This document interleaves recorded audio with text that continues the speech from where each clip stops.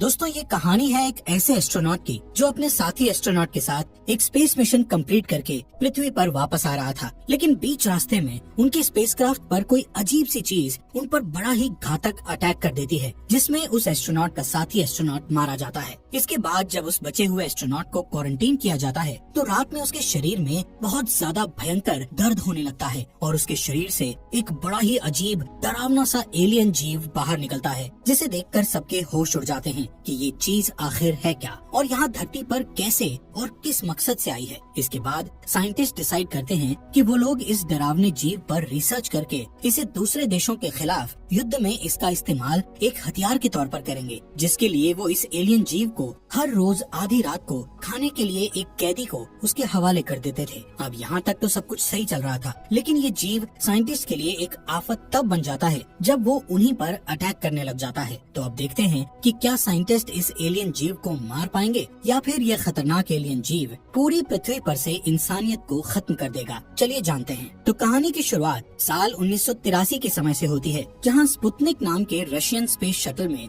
दो एस्ट्रोनॉट्स एवचेंको और कॉन्स्टेंटीन बैठे हुए थे। ये दोनों एस्ट्रोनॉट कई महीनों के सफर के बाद सक्सेसफुली पृथ्वी पर वापस आ रहे होते हैं, लेकिन वापस आते समय उन्हें स्पेस शटल के बाहर कुछ अजीब सा दिखाई देता है, जिसके साथ ये सीन यहीं कट हो जाता है और अगले सीन में हमें कजाकिस्तान का एक वीरान इलाका दिखाया जाता है, जहाँ उन एस्ट्रोनॉट्स का लैंडर क्रैश हुआ था। यहाँ एक आदमी लैंडर के पास जाकर देखता है तो उसे एवचेंको की लाश दिखाई देती है। वहीं पास ही कॉन्स्टेंटीन भी घायल हालत में लैंडर से बाहर निकलता है। दूसरी तरफ हमें एक फीमेल साइकोलॉजिस्ट डॉक्टर तात्याना को दिखाया जाता है, जिसके ऊपर ट्रायल्स चल रहे होते हैं, क्योंकि तात्याना के इलाज करने का तरीका काफी अजीब था। दरअसल तात्याना ने 17 साल के एक लड़के का इलाज करने के लिए उसे काफी देर तक पानी में डुबाए रखा था। अब ऐसा करने से उस लड़के की जान तो नहीं गई, लेकिन उसके माता पिता ने तात्याना के खिलाफ कंप्लेन कर दी। तब तात्याना अपनी सफाई में कहती है कि मैंने उस लड़के को सिर्फ उतनी देर तक ही पानी में रखा जितने में उसकी जान न जाए, और साथ ही साथ वो ये भी बताती है कि मेरे इलाज करने का यही तरीका है। उसकी इस बात पर जूरी में बैठी एक लेडी तात्याना से बोलती है कि अगर तुमने अपने इलाज के तरीकों को नहीं बदला तो हम तुम्हें सस्पेंड करके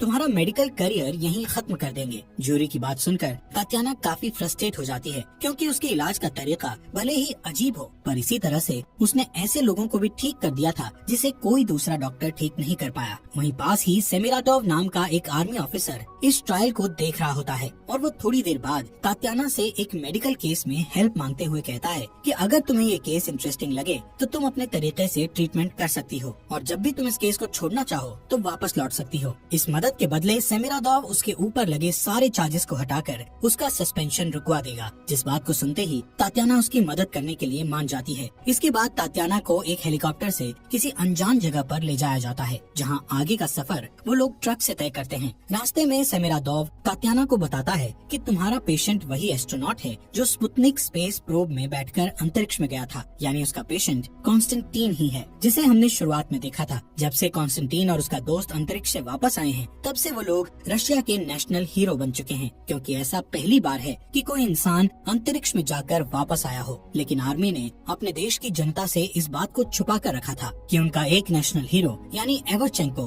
मर चुका है, बल्कि उन्होंने हर तरफ ये खबर फैला रखी थी कि स्पेस से वापस आने के कारण दोनों नेशनल हीरोज को पृथ्वी के एटमॉस्फेयर में एडजस्ट करने में थोड़ी प्रॉब्लम हो रही है, इसीलिए उन्हें कुछ हफ्तों तक क्वारंटीन में रखा गया है। वहीं तात्याना को बस इतना ही बताया गया था कि कॉन्स्टेंटीन एमनीशिया का पेशेंट है, लेकिन कॉन्स्टेंटीन की हाई सिक्योरिटी देखकर वो समझ जाती है कि उससे कुछ तो छुपाया जा रहा है। फिर थोड़ी देर बाद सेमिराटोव उसे लेकर एक ग्लास चैम्बर के बाहर जाता है, जिस चैम्बर में रीगल नाम का एक डॉक्टर कॉन्स्टेंटीन का इलाज करने की कोशिश कर रहा था। ये देखकर तात्याना गर्म कॉफी का एक कप लेकर कॉन्स्टेंटीन के चैम्बर में जाती है, जहाँ हम देख पाते हैं कि उसने कॉफी के कप को हैंडल से पकड़ रखा है, लेकिन कॉन्स्टेंटीन उस गर्म कॉफी के खौलते हुए कप को बिना किसी तकलीफ के पी लेता है। यहाँ तात्याना उससे बहुत अच्छे से बात करती है। तब तात्याना ग्लास चैम्बर से बाहर निकल के सेमिराटोव से बताती है कि इस हादसे की वजह से कॉन्स्टेंटीन के दिमाग पर बुरा असर हुआ है, जिससे उसने डिप्रेशन में आकर अपनी सेंसिटिविटी खो दी है। ये बताकर तात्याना सेमिराटोव से कहती है, मुझे इस केस में ऐसा कुछ भी नहीं दिखता जिसे दूसरा कोई डॉक्टर ठीक नहीं कर सकता,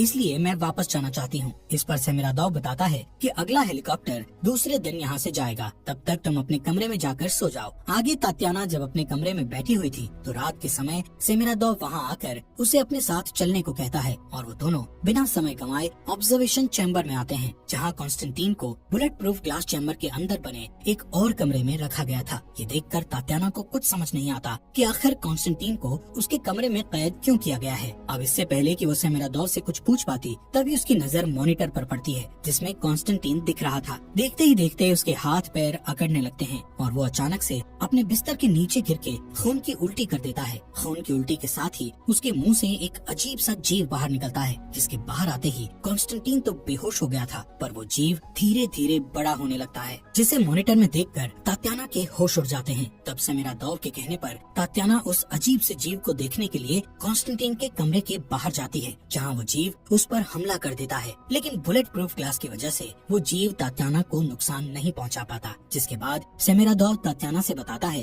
कि ये जीव स्पेस से कॉन्स्टेंटीन के साथ आया है और वो उसके शरीर के अंदर ही रहता है। इसी वजह से हमने एक नेशनल हीरो को इस तरह कैद करके रखा है, क्योंकि उसके अंदर एक एलियन जीव मौजूद है जिसे अलग करने का काम तुम्हारा है। यहाँ तात्याना भी इस चैलेंज को एक्सेप्ट करके सेमिरादोव से कॉन्स्टेंटीन की लैंडिंग के बाद से अब तक की सारी रिपोर्ट्स और फुटेजेस मांगती है, ताकि वो इस जीव के बिहेवियर को अच्छे से समझ सके। रिपोर्ट्स पढ़कर उसे ये पता चलता है कि ये एलियन जीव किसी पैरासाइट की तरह है, जो ज्यादातर समय कॉन्स्टेंटीन के पेट में ही रहता है। जब वो पेट में रहता है तो उसकी लंबाई लगभग 30 सेंटीमीटर होती है, लेकिन कॉन्स्टेंटीन के शरीर से बाहर निकलते ही उसे ऑक्सीजन मिलती है, जिससे उसकी लंबाई आधा मीटर हो जाती है। वो एलियन जीव कॉन्स्टेंटीन के शरीर से बाहर निकलने के लिए एक टॉक्सिन रिलीज करता है, जिससे कॉन्स्टेंटीन के शरीर की मसल्स लूज होकर फैल जाती हैं, ताकि वो एलियन जीव आसानी से बाहर निकल सके। ये जीव हर रात 2:40 से लेकर 3:10 के बीच उसके शरीर से बाहर निकलता है और कुछ समय बाहर रहने के बाद वो वापस कॉन्स्टेंटीन के शरीर में चला जाता है। इस पूरे समय तक कॉन्स्टेंटीन बेहोश ही रहता है और उसे ये तक पता नहीं कि उसके अंदर कोई एलियन जीव रहता है। तात्याना को रिपोर्ट पढ़कर ये भी पता चलता है कि रीगल ने एक बार उस एलियन जीव को कॉन्स्टेंटीन के शरीर से अलग करने की कोशिश की थी, लेकिन एलियन जीव से अलग होते ही कॉन्स्टेंटीन की हालत खराब होने लगी थी। पर वो जीव जैसे ही कॉन्स्टेंटीन के शरीर में वापस गया तो कॉन्स्टेंटीन दोबारा ठीक हो गया। यानी कहीं न कहीं उस एलियन जीव ने ही कॉन्स्टेंटीन को अब तक बचा रखा है,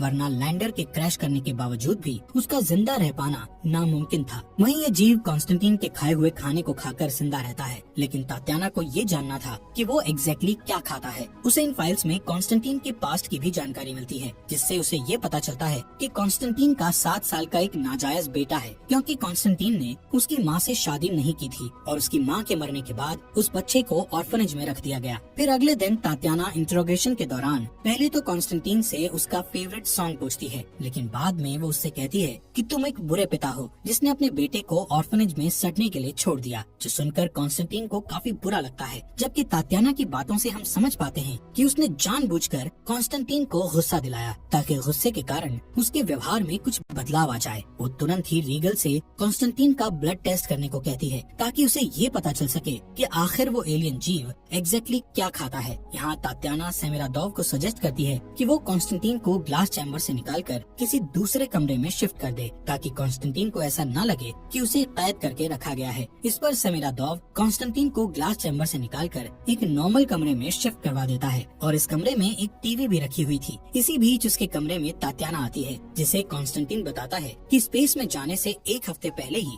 मुझे अपने बेटे और उसकी माँ के बारे में पता चला था, इसलिए मैंने ये सोचा कि वापस आने के बाद मैं उसे ऑर्फनेज से वापस ले आऊंगा। लेकिन वापस आने के बाद से मैं यहीं पर फंसा हुआ हूँ। फिर उसी रात जब वो एलियन बाहर निकलता है तो तात्याना दोबारा से उसके सामने जाती है और पिछली बार की तरह इस बार भी उनके बीच बुलेट प्रूफ ग्लास होता है। लेकिन इस बार वो एलियन तात्याना को देखकर उसके ऊपर हमला करने की कोशिश नहीं करता, बल्कि वो तो एक खिलौने की तरफ अट्रैक्ट हो रहा था, जो खिलौना दरअसल कॉन्स्टेंटीन का फेवरेट खिलौना था। ये देखकर तात्याना उस खिलौने के साथ बुलेट प्रूफ चैम्बर के अंदर जाती है, जहाँ वो जीव उस खिलौने के साथ ऐसे चिपकने लगता है मानो वो उसका का भी फेवरेट खिलौना हो। उस जीव को खिलौने के साथ खेलता देखकर तात्याना उसे छूने की कोशिश करती है, जिस कारण वो जीव उस पर हमला करके उसके पैरों को बुरी तरह से घायल कर देता है। तब सोल्जर्स आसपास की लाइट्स जलाकर उस जीव को कंफ्यूज करते हैं और इस मौके का फायदा उठाकर तात्याना को वहाँ से बाहर निकाल लिया जाता है। वो होश में आने के बाद सेमिरादोव से अपनी ऑब्जर्वेशन शेयर करते हुए बताती है कि वो एलियन कॉन्स्टेंटीन की फीलिंग्स को महसूस कर सकता है और शायद इसीलिए वो उस खिलौने की तरफ अट्रैक्ट हो रहा था। तात्याना फिर से वीडियो फुटेजेस को देखती है तो उसे ये पता चलता है कि वीडियो में कुछ ग्लिच है, यानी उस वीडियो से कुछ छेड़छाड़ की गई है। वो इस बारे में रीगल से पूछती है, लेकिन रीगल उसे कुछ भी नहीं बताता। दरअसल रीगल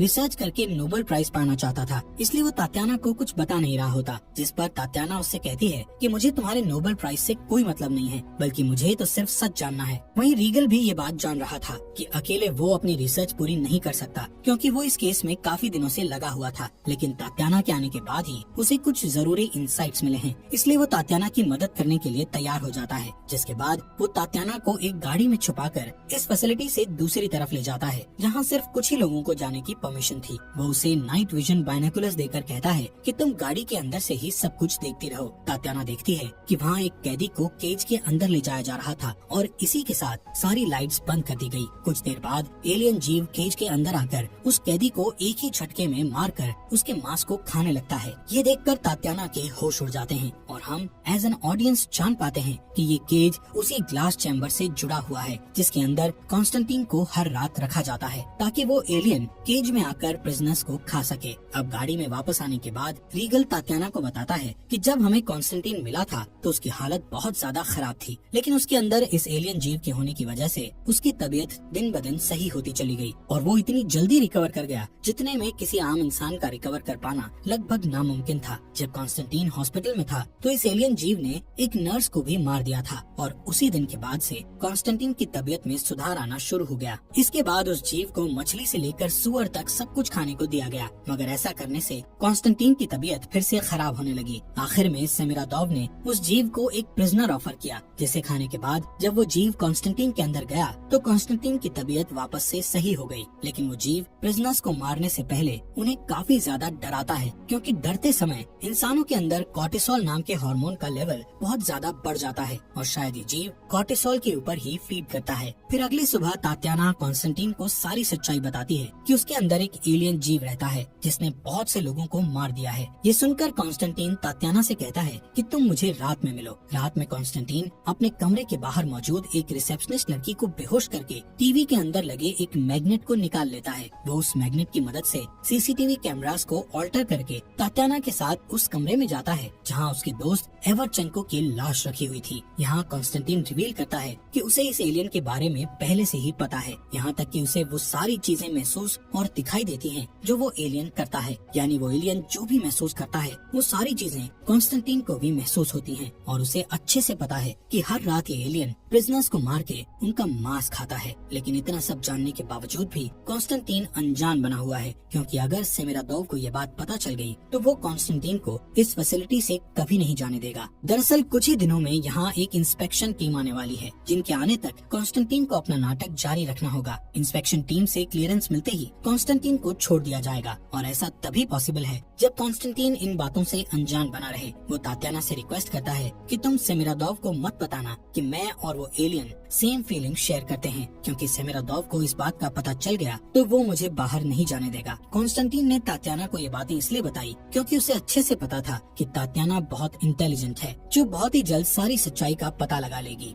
इसलिए उसने पहले ही सब कुछ कन्फेस कर दिया। उसकी बातें सुनकर तात्याना को बहुत बुरा लगता है, क्योंकि उनके देश के लोग कॉन्स्टेंटीन को एक नेशनल हीरो मानते हैं, लेकिन ये नेशनल हीरो सब कुछ जानते हुए भी प्रिजनर्स की हत्या होने दे रहा है। तात्याना उससे कहती है कि अगर मैं तुम्हारी जगह होती तो खुद की जान ले लेती। ऐसा कहकर वो यहाँ से जा रही होती है कि तभी एक सोल्जर उसे गिरफ्तार कर लेता है, क्योंकि वो एक रेस्ट्रिक्टेड एरिया में घूम रही थी। इसके बाद सेमिरादोव उसे खुद लेकर केज के पास जाता है, क्योंकि सेमिरादोव को इस बात का पता चल गया था कि रीगल तात्याना को पहले भी इस केज के पास लेकर आया था। सेमिरादोव उससे कहता है कि तुम्हें इस बार नाइट विजन बाइनोकुलर्स की जरूरत नहीं पड़ेगी, बल्कि मैं तुम्हें सब कुछ करीब से दिखाऊंगा। फिर हम तात्याना और सेमिरादोव को केज के पास देखते हैं, जहाँ इस बार एक नहीं बल्कि 2 प्रिजनर्स को लाया गया था। और हर बार की तरह इस बार भी वो एलियन केज में आकर उन प्रिजनर्स को मारने ही वाला था कि तभी तात्याना केज को खोलकर उस जीव के सामने चली जाती है, लेकिन वो उस पर हमला नहीं करता क्योंकि कॉन्स्टेंटीन और ये एलियन सेम फीलिंग शेयर किया करते थे,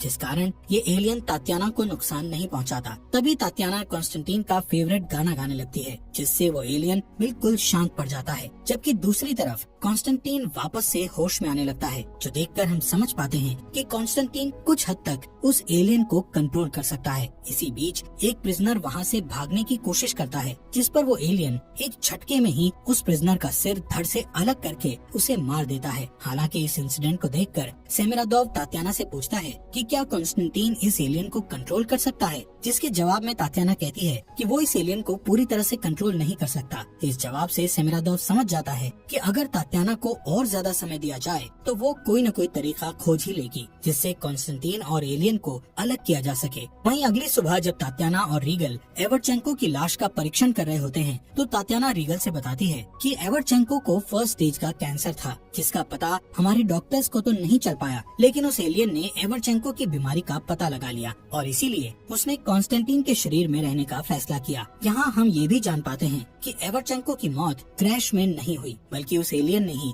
एवरचेंको को जान से मारा था। इसी बीच तात्याना रीगल से कहती है कि मैं कॉन्स्टेंटीन को लेकर यहाँ से भागने वाली हूँ और हमें यहाँ से भागने में तुम्हारी मदद चाहिए। अब पहले तो रीगल सेमिरादोव के डर से उसकी मदद करने को तैयार नहीं होता, लेकिन बाद में वो उसकी मदद के लिए तैयार हो जाता है, क्योंकि वो अपने नोबेल प्राइज के चक्कर में और प्रिजनर्स की जान नहीं लेना चाहता था। आगे हम तात्याना को कॉन्स्टेंटीन के पास देखते हैं, जहाँ वो उससे बताती है कि आज हम दोनों यहाँ से एस्केप करने वाले हैं, लेकिन एस्केप करने से पहले मैं उस एलियन को तुम्हारे शरीर से अलग कर दूंगी। दरअसल तात्याना का प्लान ये था कि वो कॉन्स्टेंटीन के शरीर में ऐसा केमिकल इंजेक्ट करेगी जिससे उसके शरीर में कुछ देर के लिए कैंसर के सिम्टम्स आ जाएंगे। ऐसा होते ही वो एलियन उसके शरीर को छोड़कर बाहर निकल आएगा और वो एलियन कॉन्स्टेंटीन के शरीर के बिना ज्यादा देर तक जिंदा नहीं रह सकता, क्योंकि उससे धूप नहीं बर्दाश्त होती। यही वजह है कि वो रात के समय ही बाहर निकलता है, जबकि दिन में वो उसके शरीर में रहता है। इसके बाद तात्याना और कॉन्स्टेंटीन कुछ सोल्जर्स को बेहोश करके वहाँ से भाग निकलते हैं, जबकि दूसरी तरफ रीगल हायर ऑफिसर्स को सेमिरादोव के इलीगल एक्सपेरिमेंट्स के बारे में खबर देता है। उधर सेमिरादोव को सीसीटीवी फुटेजेस से पता चल चुका था कि तात्याना और कॉन्स्टेंटीन वहाँ से भाग रहे हैं और इस सब में रीगल ने भी उनकी मदद की है। उसे ये भी पता चल चुका था कि रीगल ने उसके खिलाफ कंप्लेंट कर दी है, इसीलिए वो उसे शूट करके जान से मार देता है। उसे मारने के बाद वो अपने सोल्जर्स को तात्याना और कॉन्स्टेंटीन के पीछे भेजता है, जहाँ उसके ऑर्डर पर बहुत सारे सोल्जर्स तात्याना और कॉन्स्टेंटीन को घेर लेते हैं। जहाँ वो लोग तात्याना को मारने ही वाले थे कि तभी कॉन्स्टेंटीन खुद को इंजेक्शन लगाकर एलियन को बाहर निकाल देता है। वो तात्याना को बचाने के लिए उस एलियन को कंट्रोल करके सभी सोल्जर्स को मरवा देता है। अब इस मौके का फायदा उठाकर तात्याना कॉन्स्टेंटीन को लेकर वहाँ से भाग निकलती है, जिससे वो एलियन पीछे छूट जाता है। इधर कॉन्स्टेंटीन और एलियन एक दूसरे से दूर जाते ही कमजोर होने लगते हैं, क्योंकि उन दोनों में एक सिम्बायोटिक रिलेशन बन गया था, यानी वो दोनों ही एक दूसरे पर डिपेंडेंट थे। एलियन से कॉन्स्टेंटीन को ताकत मिलती थी और कॉन्स्टेंटीन के शरीर में रहकर वो एलियन जिंदा रह पाता था। दूसरी तरफ सेमिरादोव का सामना उस एलियन से होता है, लेकिन कॉन्स्टेंटीन से दूर होने के कारण वो एलियन काफी कमजोर पड़ चुका था। इसीलिए सेमिरादोव उसे एक बॉक्स में डालकर तात्याना और कॉन्स्टेंटीन के पास पहुंचता है। हालांकि अब तक कॉन्स्टेंटीन की हालत भी बहुत ज्यादा खराब हो चुकी थी और इस बात का फायदा उठाकर सेमिरादोव तात्याना को मारने ही वाला होता है कि तभी कॉन्स्टेंटीन पूरी हिम्मत करके उस एलियन को फिर से कंट्रोल करके सेमिरादोव को मरवा देता है। वो एलियन सेमिरादोव को मारने के बाद कॉन्स्टेंटीन के मुंह से होते हुए उसके पेट में चला जाता है, जिससे कॉन्स्टेंटीन की तबीयत दोबारा से ठीक होने लगती है। लेकिन इतना खून खराबा देखने की वजह से कॉन्स्टेंटीन को बहुत बुरा लगता है, इसलिए वो खुद को शूट करके मार लेता है ताकि उसके साथ एलियन भी मारा जाए। इसके बाद कहानी के लास्ट सीन में दिखाया जाता है कि तात्याना कॉन्स्टेंटीन के बेटे को ऑर्फनेज में जाकर अडॉप्ट कर लेती है। इसी के साथ ये बेहतरीन मूवी यहीं पर खत्म हो जाती है।